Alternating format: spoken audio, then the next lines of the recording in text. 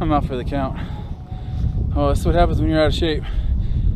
What is up? Back at it with a little bit of an education video for you. So we're gonna drop some science and we're actually gonna get out there and put this science into practice. So today, I know I've done a video like this before, but this is gonna be a little bit different. We're talking about energy systems. So we're talking about cardio. Because one thing that I think Jake and I have a hard time with is people that think the best way to get in shape is just to come in, walk on a treadmill, do their elliptical day after day, 40 minutes a day, when they're not getting the results they want. So how do you get the results you want to get bigger, faster, stronger, leaner? How do you get these things? And first, you need to understand energy systems of the body. So up here, we have energy systems. The first is the phosphagen system. So phosphagen system, think short term. This is stuff that's under 10 seconds. The reason why we take creatine phosphate is for this system right here. ATP, adenosine triphosphate, turns into adenosine diphosphate as you're working out. So this way, when you take creatine, you're saturating the muscle, saturating your body with that, and it donates into the phosphagen group. So just think this is short spurts,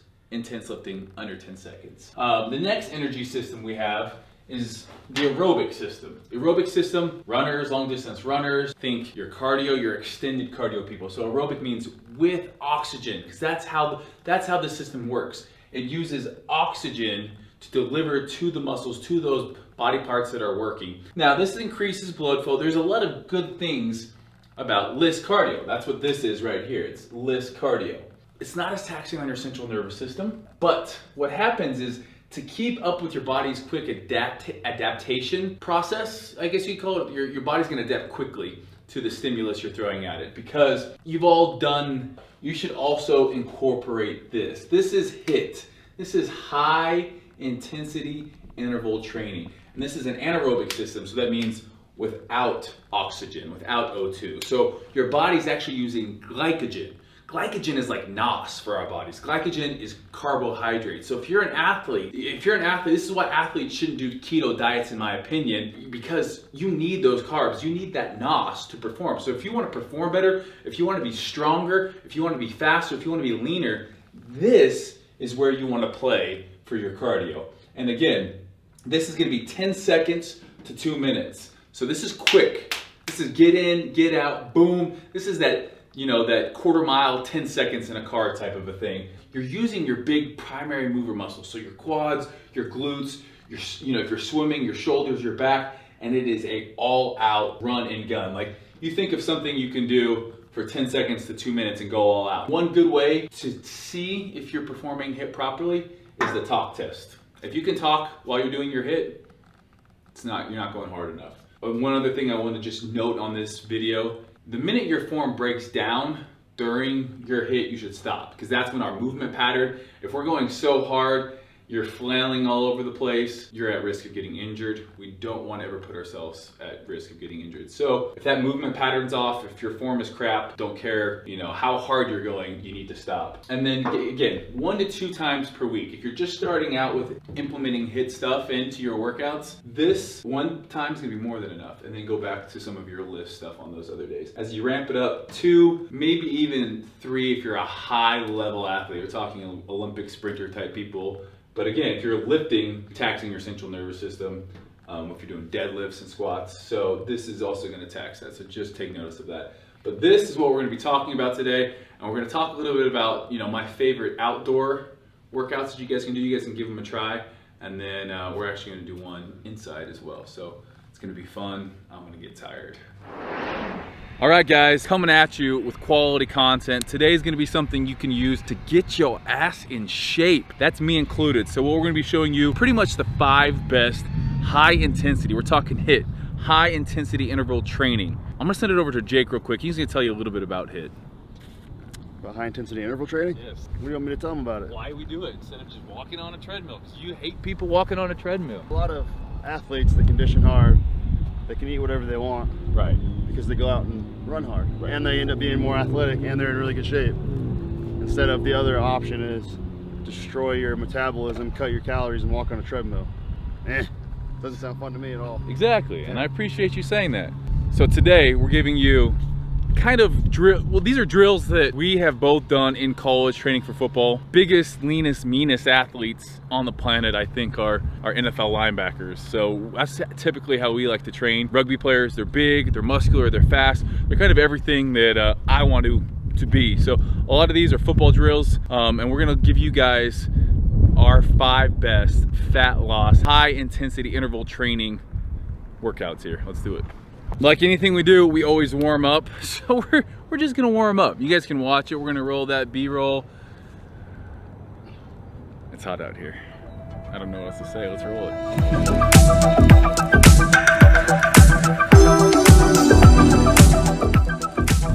Jake's got his Vapor Mac cleats on today. Jake came freaking ready to go on his cleats. What's he saying? What was he saying? He was just saying that you got your Try Hard shoes on today. Oh, Try Hard. I'm gonna go 30% away from my top speed. I'm gonna still beat Steve on every rep. It's probably true. I had some cool Vapor Max cleats on. So it's just the cleats. All right, the first one is an old football throwback, and depending on your body size, that's gonna determine the time you have to run the 110 yards in. So if you're super fast, we're gonna call you a DB, a safety, a wide receiver, a skilled position. You gotta run it under 17 seconds. That's under 15. Well, these guys aren't professional college football players. Let's let them know. All right. Coach Hutton says, 19's easy as man. Coach Hutton says, yo, if you're an athlete, if you consider yourself a skilled position, wide receiver, running back, safety, corner, you got to run this in under 15 seconds. 15 seconds or under, that's moving. If you're a bigger guy, more of a linebacker, tight end, fullback, you got to run it under 17 seconds. And then if you're a big oaf, he gets rumbling and stumbling down the field, you're a big dude, you'd be, you know, an offense or a defensive lineman, you got to run it under 19 seconds. So again, 110 yards. Doing it on a football field, starting at the 0-yard line.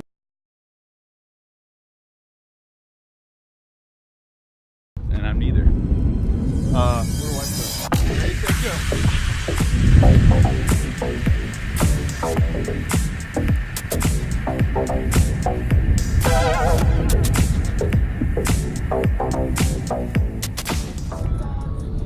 You get down. You got a minute of rest once you've completed it. What happens if they don't get it in their time, Coach Hutton? Add one on at the end? I mean, like a conditioning test would be getting your times, 16 reps, 1 minute rest. 16 reps. 16 reps. So like, that's what I'm saying. 15 seconds isn't hard. No. It's doing that 16 times with a minute rest. Gotcha.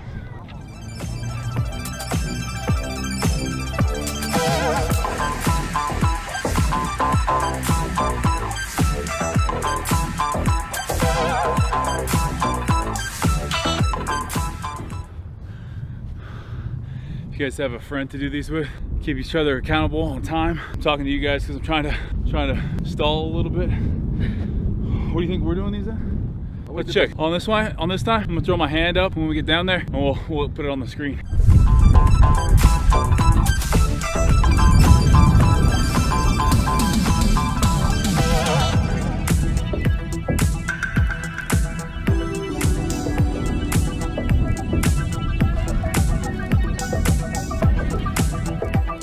All right, so the next sprint, the next high intensity workout you guys can try, these are called half gassers. Now, from one side of the football field to the other, it's 53 yards. This is gonna require us to run down and back using the same times we did for our 110. So on this one, it's gonna require you to train some direction here. We're gonna have at least 8 of these. And again, try to meet them all under that time that we talked about earlier. So obviously, on these, usually less volume, maintain the intensity. It can be hard to hold that for 16 reps. Right. These are gonna be a little bit harder, changing direction.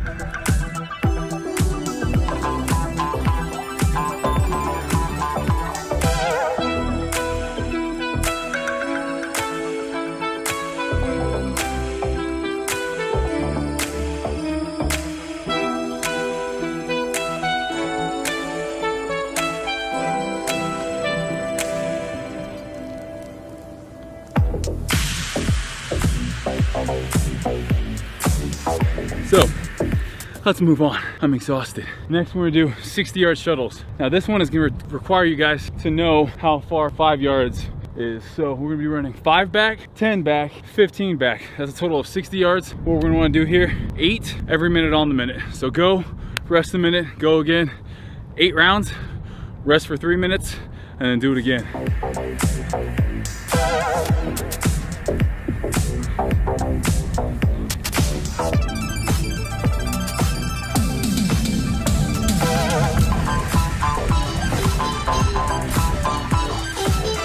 Why these are tough? All that change of direction. It takes a lot to get these big primary movers, these quads going. And if you break down, stop, it takes a lot of energy to get them started again. So that changing direction, it's gonna tax you more. So again, 1 minute rest, 8 rounds, 3 minute break, 8 rounds again.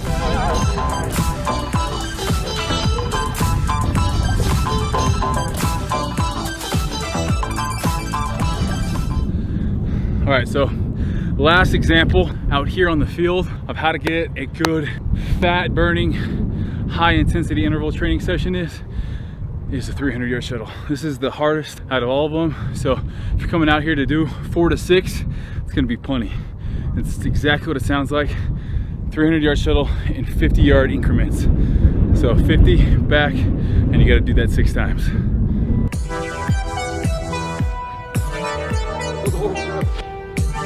That was a horrible go.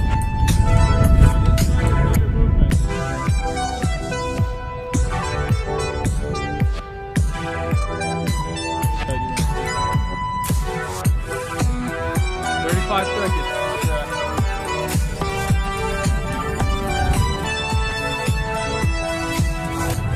54.70. That's solid. That one might make you guys throw up. Rest here is a little bit longer. 3 minute rest. I'm out for the count. Oh, that's what happens when you're out of shape. Again, it's a whole lot easier to stay in shape than to get in shape. Coach Hutton said that.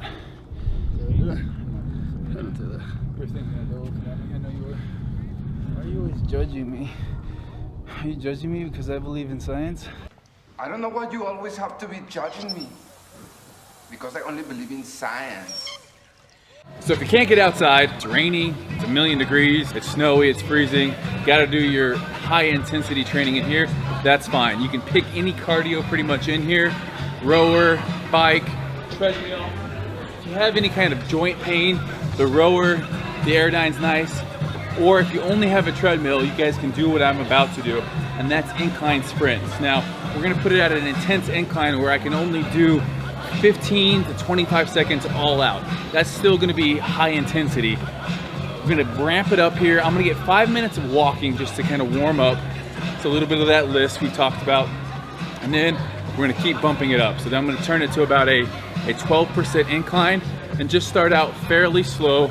And then from there, get faster, faster, faster, faster. Also, again, if you're starting out, 15 seconds is fine. The more you get used to this, you can ramp up the time, getting up to 30, 40 seconds of incline sprints. That'll be an ass kicker.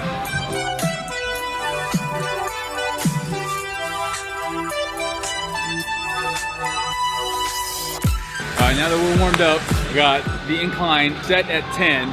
The speed set at 9. This is gonna be my first set. Again, this one, 20 seconds, all out. I'm gonna be doing 10 rounds of this. So I'm gonna start off something that's manageable, and then as I ramp it up, as it gets harder and harder and harder, the idea is to only rest a minute and jump back in and do it.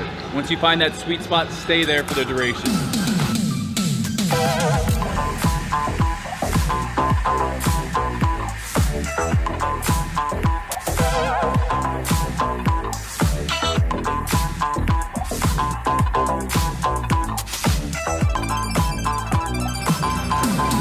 And what you'll find, those first couple ones were easy, and it's gonna seem like you can do more and more and more. We're gonna find that sweet spot where you're not fully recovering. So make sure you're going all out, but still you're using good form on here. I've now maxed out the treadmill, so we're gonna see how it goes. 5, 3, 2,